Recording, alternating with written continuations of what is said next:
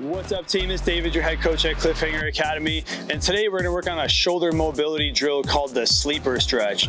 So this is a great stretch for those of us that have shoulder mobility improvements that we want to make, particularly in our deltoid, which is this muscle right here, the shoulder cap. How do we know if that's one of the ones we want to work on? If you can't put your hands behind your back and get them really close to one another, or be able to grab your hands behind your back, this is something we definitely want to work on, opening up that deltoid. So what we're going to do is we're going to lay on the ground. I'm going to walk you through this and some of the really key points that most of us miss.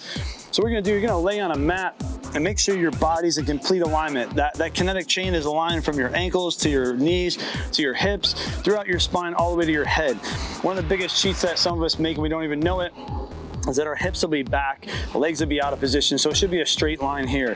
We're gonna curl our toes back to our shins to engage everything from toe to head.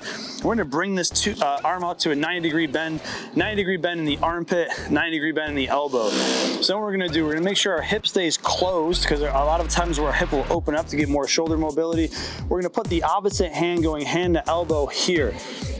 So from here, we're gonna take an inhale and we're gonna exhale, try to bring our arm down as far as we can. We're gonna inhale up and we're gonna exhale, try to bring our arm down as far as we can. Now, a few things to think about as we do this. One, we wanna make sure our shoulder doesn't come up off the ground as we're trying to get that arm down as a compromise. And notice, as soon as I do that, my hip starts opening up too. So you wanna make sure that hip stays closed, the shoulder stays down.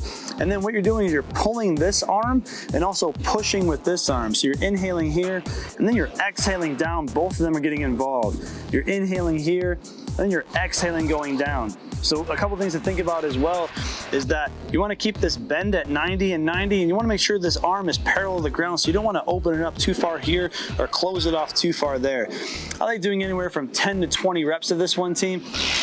Just like any other exercise that we do, we want to make sure we're doing it bilaterally, so both sides, and paying attention to if we have one side or the other, if it's going to be tighter or looser or stronger or weaker. This is a sign of the asymmetry that we have. We want to make sure we're training through that and not around it as we do the sleeper stretch.